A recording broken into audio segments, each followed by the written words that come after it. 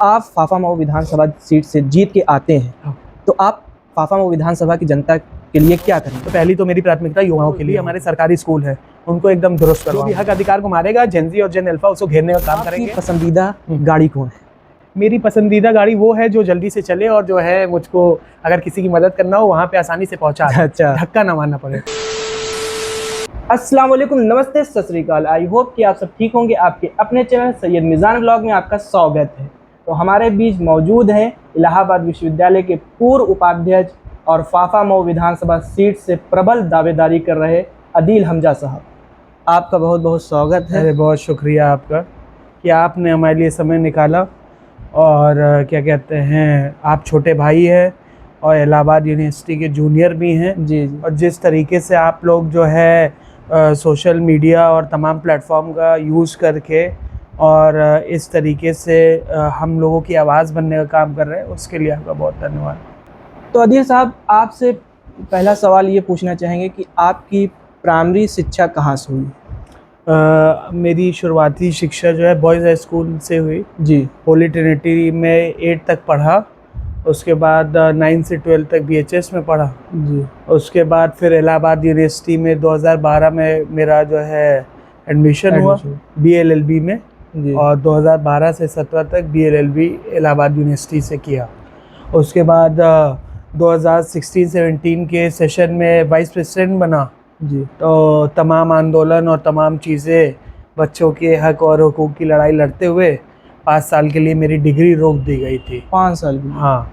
और हम लोग थोड़ा अपने आप में अहंकारी थे और छात्र नेता कभी झुकता नहीं है। जी। तो 2017 में जब मेरा कंप्लीट हुआ BLLB, तो मैं कभी डिग्री मांगने नहीं गया।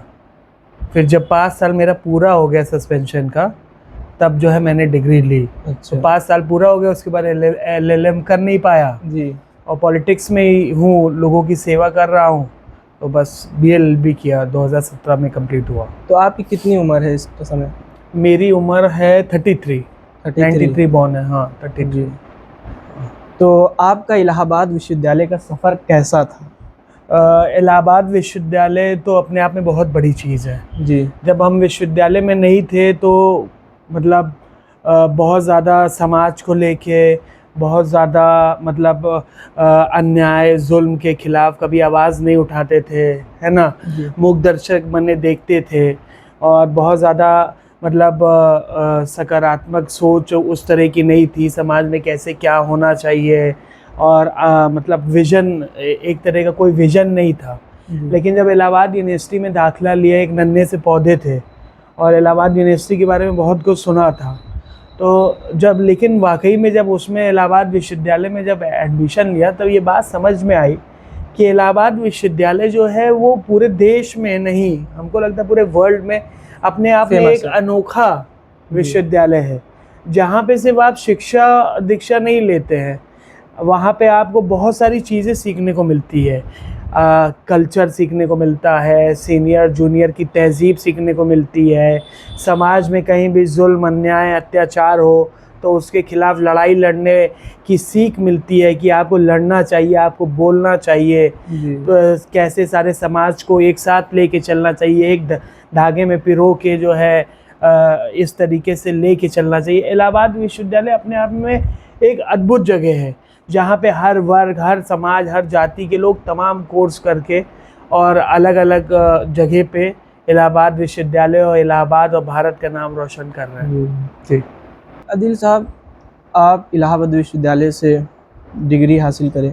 हाँ। और आप इलाहाबाद विश्वविद्यालय से उपाध्यक्ष का चुनाव भी लड़े।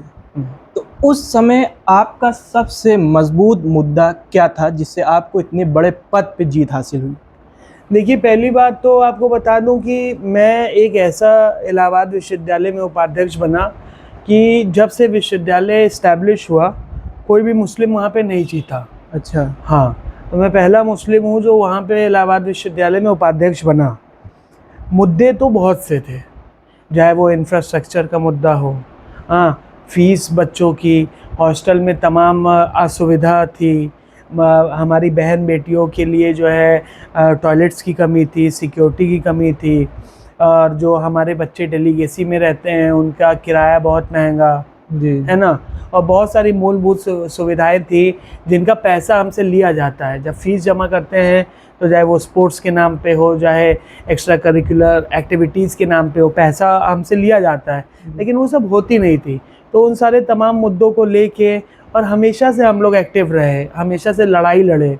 तो छात्र छात्राओं ने हमारे अंदर देखा कि हाँ, ये हमारा भाई जो है हमारे लिए लड़ता है, और अगर हम इसको और मजबूत करेंगे तो ये हमारे लिए और अच्छे से लड़ेगा।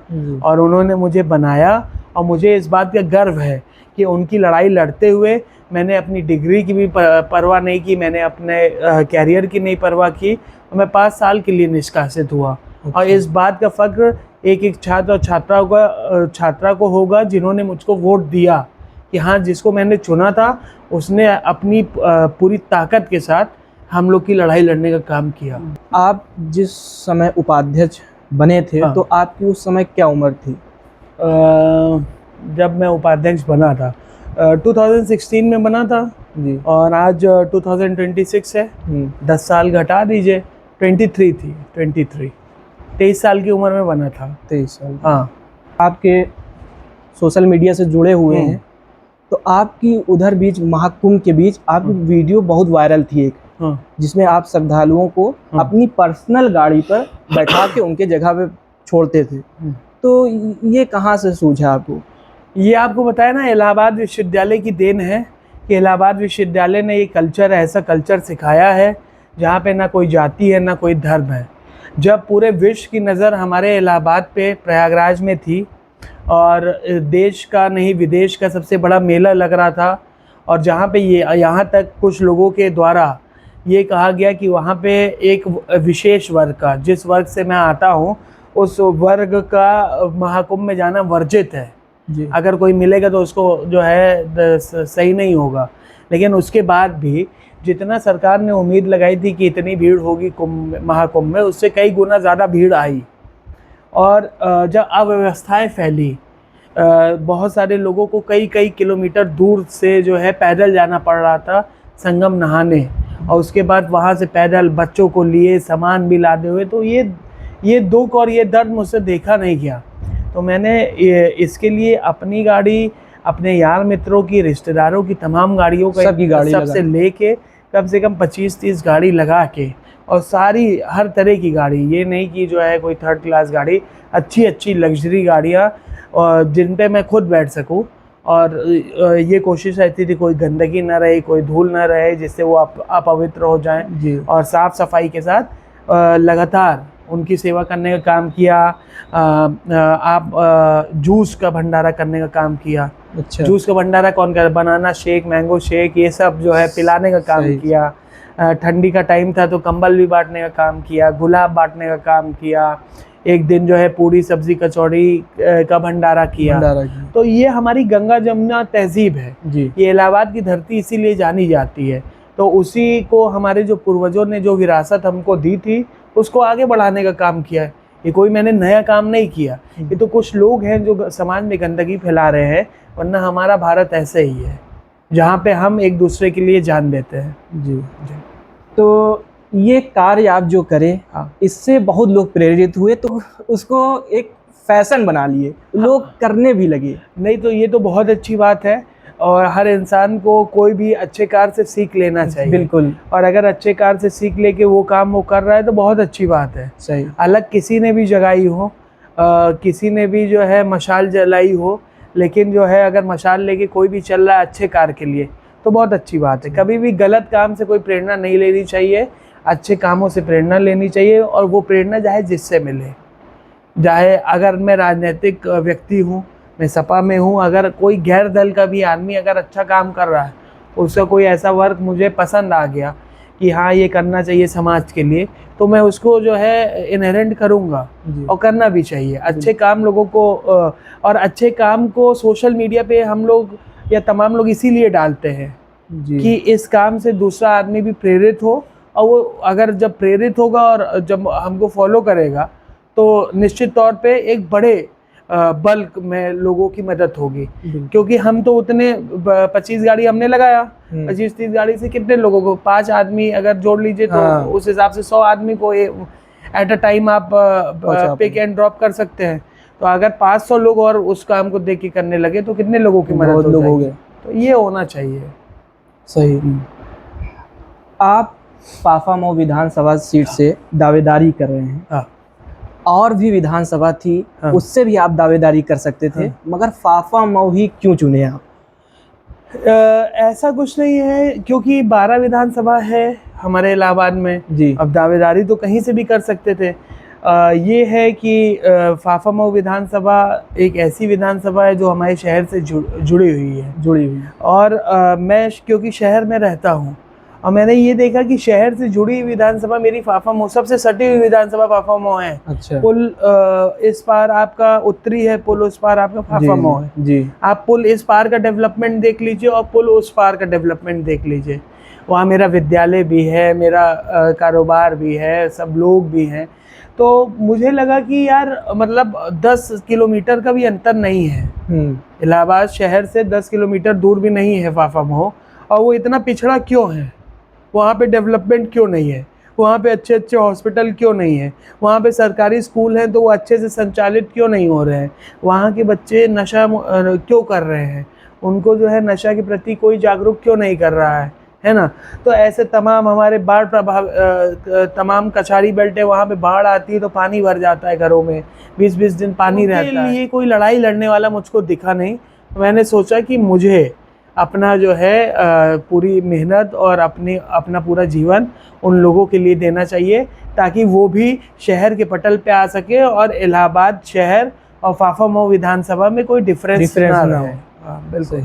तो आज के दौर के लड़कों को आप क्या कहना चाहेंगे? यही कहना चाहेंगे कि इस महंगाई के दौर में बच्चों के माता पिता, ज़्यादातर बच्चों के माता पिता मिडिल क्लास फैमिली से हैं और या उससे भी नीचे हैं, और बहुत मेहनत से माता पिता पढ़ाई का खर्चा वो वहन करते हैं, चाहे वो उनको कर्जा ही क्यों ना लेना पड़े, और या 2 टाइम 2 घंटा 4 घंटा 6 घंटा और ज़्यादा काम करके और एक वक्त की रोटी शायद खाते होंगे, तब जाके अपने बच्चों को वो पढ़ाते हैं। तो बच्चों को इस बात को सोचना और समझना चाहिए। बच्चों को आज जिस तरीके से हमारा देश बढ़ रहा है, जनरेशन बढ़ रही है, तो बहुत सारी अच्छी चीज़ आ रही है तो गलत चीज़ भी आ रही है। तो हमें बहुत सारी जो समाज में गलत चीज़ें हैं उनसे दूर रह के और अच्छे से अपने जो भी एक एम लेके चले। और माता पिता से भी कहना चाहूँगा कि बच्चों के ऊपर किसी तरह का दबाव ना बनाएं।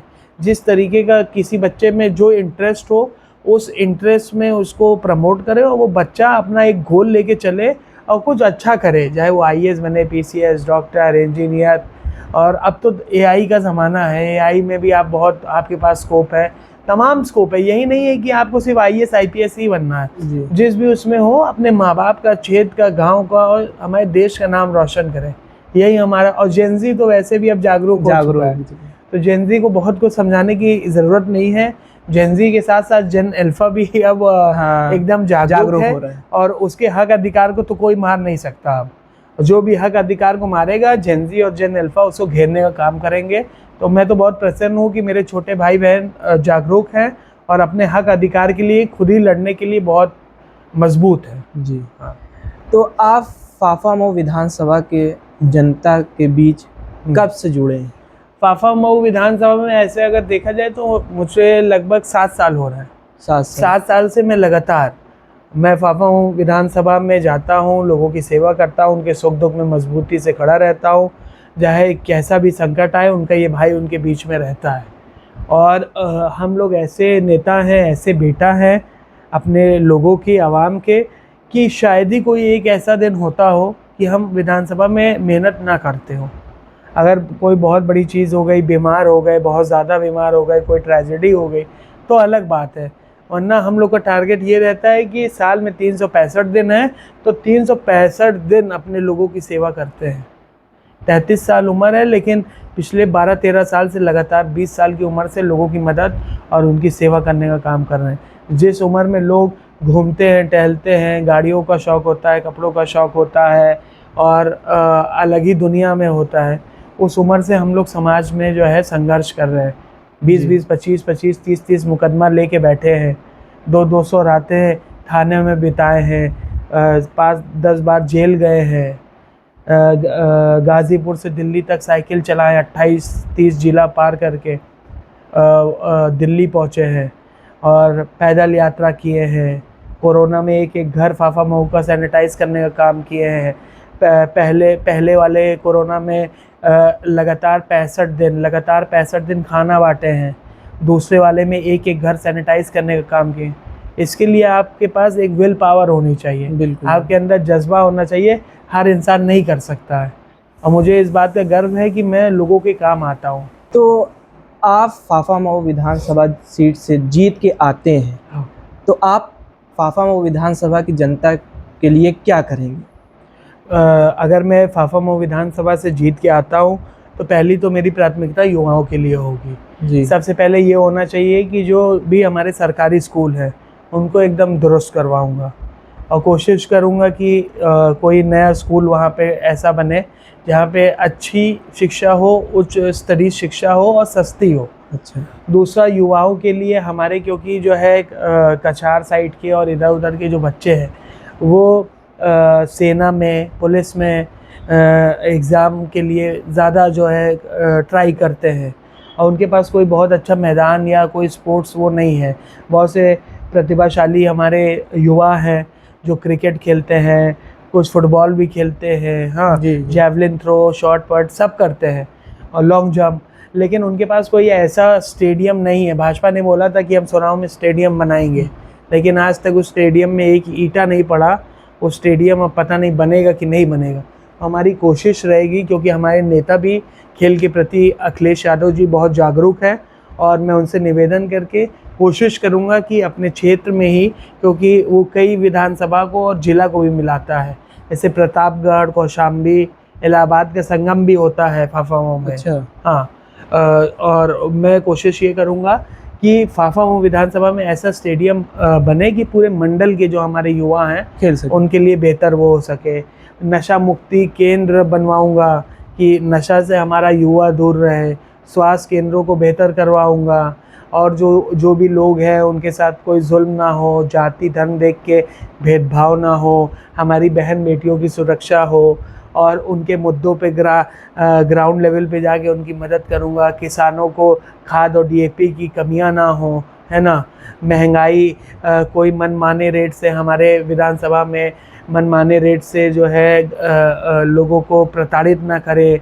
कोई डॉक्टर है वो महंगी फ़ीस ना ले और कोई ऐसी दवा ना लिखे जो सिर्फ एक ही मेडिकल शॉप पे जो है मिलती हो। बहुत सारी अनियमितताएं हैं। जब एक छात्र नेता जब विधायक बनता है तो वो लड़ता है अपने लोगों के लिए, क्योंकि छात्र संघ राजनीति की नर्सरी मानी जाती है जी। तो अगर मुझे मौका मिलेगा तो जनता ये भी जानती है कि मैं उनके लिए क्या कर सकता हूँ और क्या करूँगा। और दूसरी बात, मैं वैसे भी करता हूँ और एक संवैधानिक पद मिल जाएगा तब तो एकदम क्रांति हम लोग मचा देंगे। बिल्कुल बिल्कुल। तो कुछ सवाल हम लिख के आए हैं, हाँ, तो आपसे पूछेंगे तो आप जवाब बिल्कुल एकदम राइट दीजिएगा। हाँ, एकदम राइट देंगे, बिल्कुल। तो कहा जाता है इलाहाबाद विश्वविद्यालय के छात्र नेता जो होते हैं वो बाहुबल की वजह से जीतते हैं। क्या ये बल का प्रयोग आप भी किए थे? ये बहुत वैसी बात है। हाँ, अगर आप ये पत्रकार हैं, आपके पास तमाम वो हैं मीडियम्स हैं जिससे आप पता कर सकते हैं मेरे ऊपर क्या मुकदमे हैं।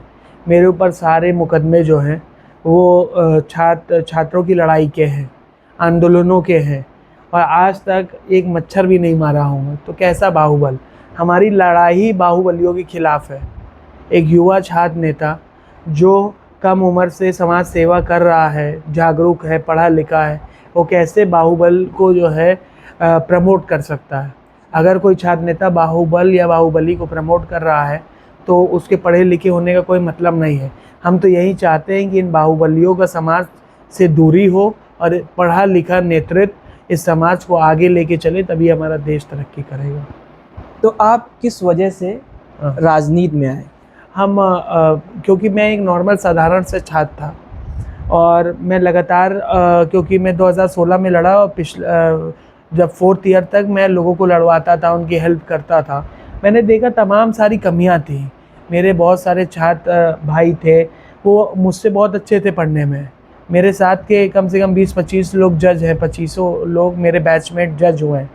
और मैं देखता था बहुत सारी कमियां क्लास में, फ़ीस को लेके और हॉस्टल में ये वो। तो मैंने सोचा कि इनको इसकी लड़ाई जब ग्रास रूट लेवल पे अगर नहीं लड़ी जाएगी, ये सब सारी चीज़ें दूर नहीं होंगी, तो मेरा कोई भाई जज या IAS PCS कुछ बन ही नहीं पाएगा।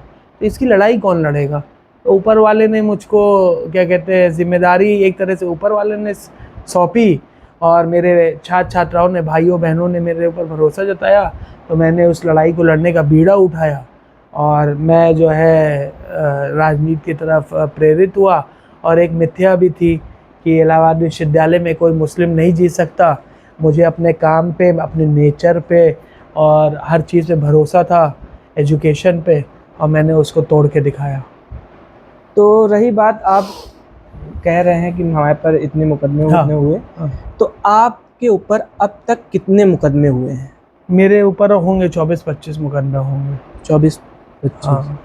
कोरोना के जो मुकदमे थे, कुछ सरकार ने वापस ले लिए थे, अभी भी होंगे 18-19 होंगे।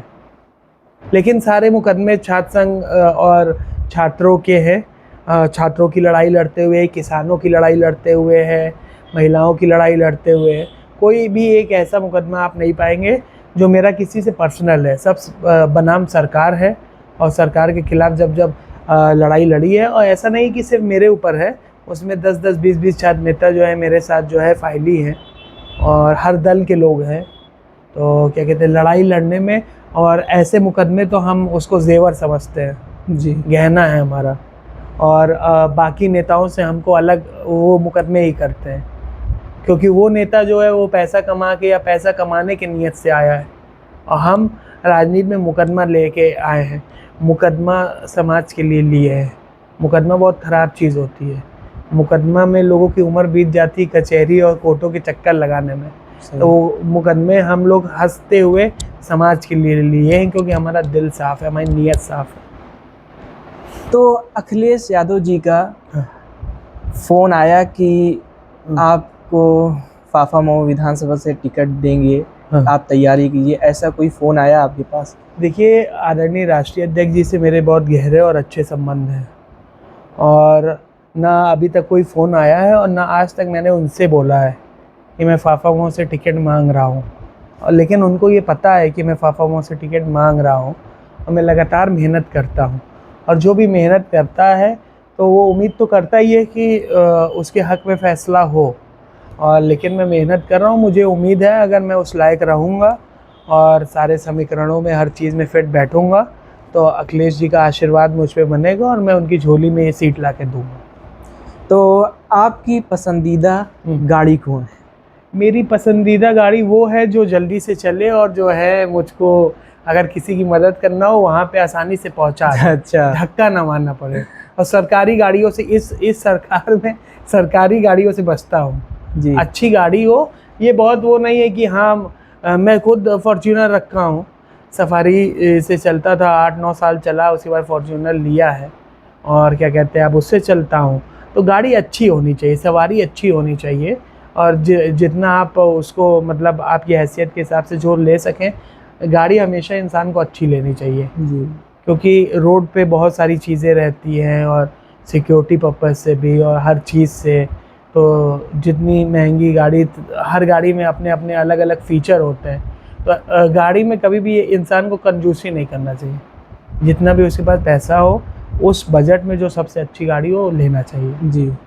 तो आदिल भाई, आप जनता के बीच ज़्यादा रहते हैं कि घर के बीच? अब घर वालों को बुला दें, कभी कभी ऐसा हो जाता है कि 4-4 दिन बात नहीं हो पाती है। अच्छा। हाँ, बैठ नहीं पाते हैं। अब सुबह निकले, रात में आए, अब रात में 10-11 बजे आए, तब तक पापा मम्मी सो गए। मम्मी से तो हो जाती है, क्योंकि मम्मी की नज़र बनी रहती है, कब बेटा उठ रहा है, कब जो है क्या कर रहा है, तो मम्मी से तो हो जाती है। अब जैसे हुआ कि सुबह निकले, रात में आए, पापा सो गए। अब पता चला पापा सुबह 5 बजे 6 बजे ही चले गए, और हम गए 8 बजे, तब भी नहीं मुलाकात हो पाई। अगले दिन फिर हम ऐसे किए, और कभी हम जल्दी चले गए, वो तो कभी कभी ऐसा होता है 3-3 दिन नहीं हो पाती है मुलाकात। अच्छा। समय मेरा ज़्यादातर क्षेत्र में होता है, ज़्यादातर वक्त गुजारते हैं बिल्कुल जनता के हाँ बीच। बिल्कुल तो सवाल का पड़ाव हाँ। ख़त्म होता है। आपका बहुत बहुत धन्यवाद कि नहीं, आप आपका पुनः बहुत बहुत धन्यवाद। और मुझे बहुत अच्छा लगा कि आप इतनी कम उम्र में अपने प्रोफेशन को लेके बहुत ज़्यादा जो है जागरूक हैं बहुत और शुक्रिया इस भाई। तरीके से मेहनत कर रहे हैं।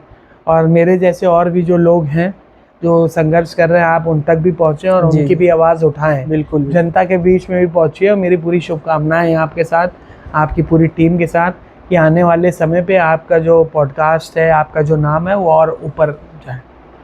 तो चलिए भाई, मिलते हैं नेक्स्ट पॉडकास्ट में, तब तक के लिए नमस्ते। आ रहा है सही? सही आ रहा है।